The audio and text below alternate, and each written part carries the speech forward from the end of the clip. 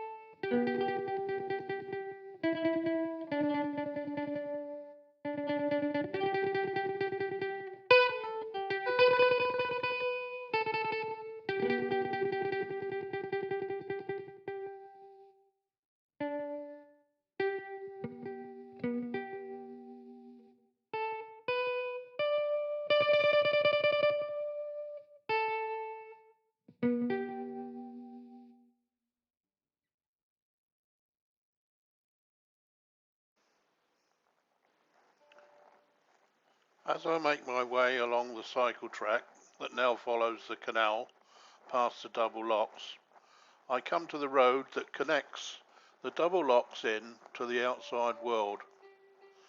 This road would have carried a lot of goods right from the time when the locks were created in 1701, and in effect the whole of the canal banks from here to the city would have been used to unload ships and barges as commerce grew in Exeter. And so we see from then on the increase of and import of oil, coal, timber and limestone, fruit and wines, and so much more. Exeter was also exporting various commodities such as paper and ceramics, but particularly cloth from the wool trade. So Exeter saw the steady growth of trade and industry over the following years. The wool trade in particular had been for many centuries Exeter's main source of income, and when we look at the central reason why the canal came into being in the first place, it was all because of what Countess Isabella of Ware, the most wealthiest woman in England during her lifetime, because of her involvement with the wool and paper mills, that gave rise to the canal becoming necessary at all. Quite ironic.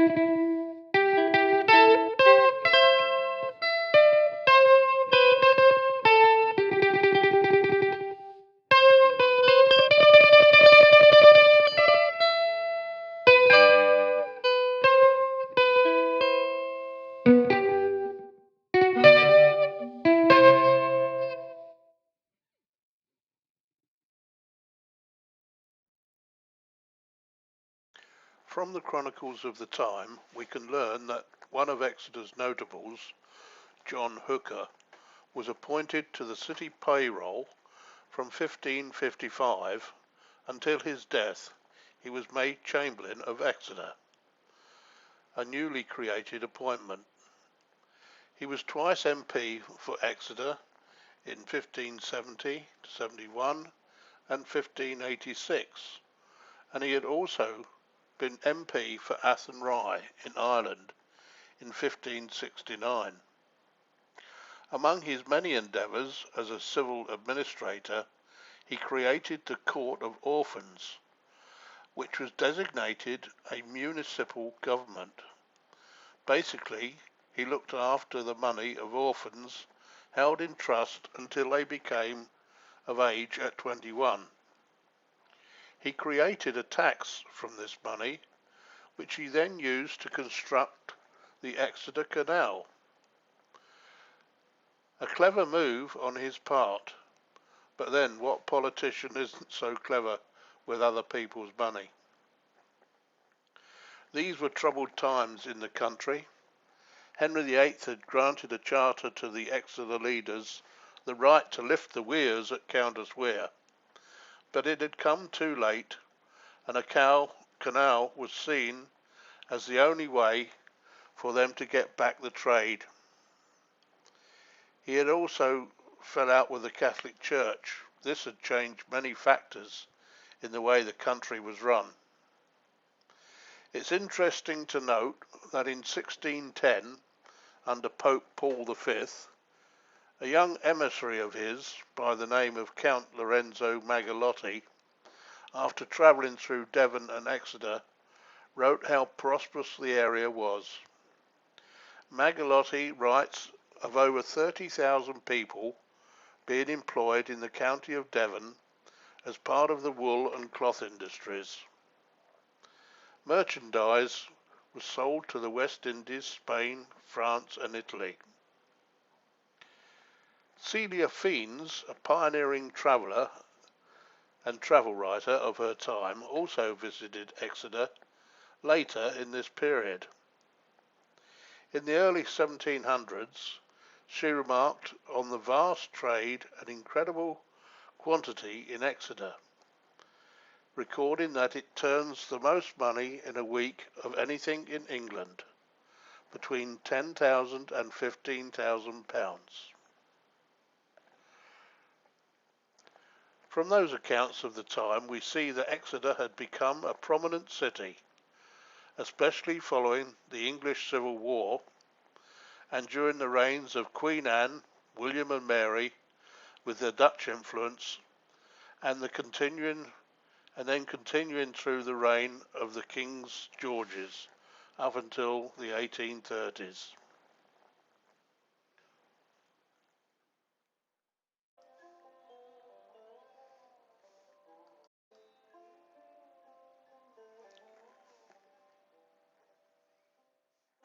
I'm now coming to the end of the canal, and as we have reached Water Lane and the Haven Banks, on the left you can see a large bone and offal rendering factory. This is J.L. Thomas & Son Limited. The company opened in 1908. What went on before on the site eludes me at the moment, but I suspect some type of bone and hide rendering operation has gone on around here for centuries. Up until a few years ago, the smell from the plant was very obnoxious and could be smelt for miles around. Modern filtration equipment has largely put a stop to that, but occasionally they get complaints and fined for causing air pollution. We next passed by what for years was a scrap metal yard, Hutchinson's. That ties in with the rag and bone trade. Then a little further on we come to a modern day boatyard and fabrication workshop, EFL. In recent times they are producing quite sizable ships for the fishing industry in Scotland. Here you see two examples.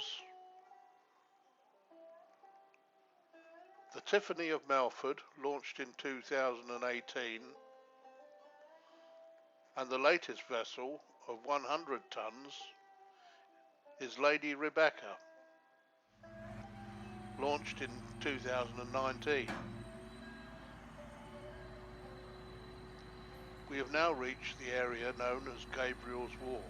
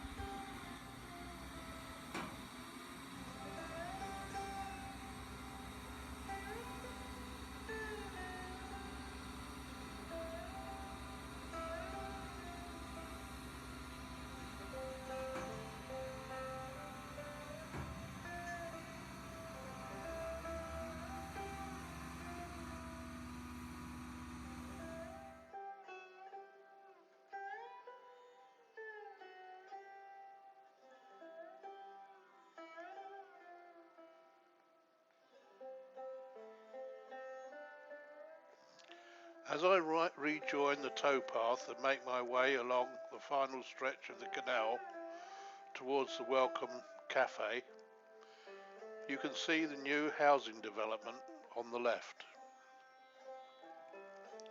Much of Exeter's industry was founded in this area, and on these banks, with imports of coal, oil and tar, timber, fish, fruit and veg, and in the early days a variety of goods were being exported, such as cloth and wooden products, and much more to the New World.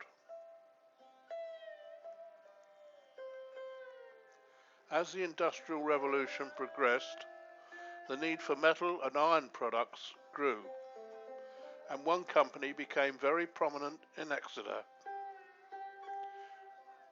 Willys & Co. Limited, an iron foundry, when gas produced from coal became popular. The largest employer during the late 19th and 20th century in Exeter was Willys Foundry of Water Lane. At their height, they employed over 1,000 workers, turning out the majority of gas meters in the country. They also were an important producer of munitions and equipment in both world wars. This was an important company in the life of the city for most of the 19th and 20th centuries, and was created by Henry Frederick Willey, a man from humble origins.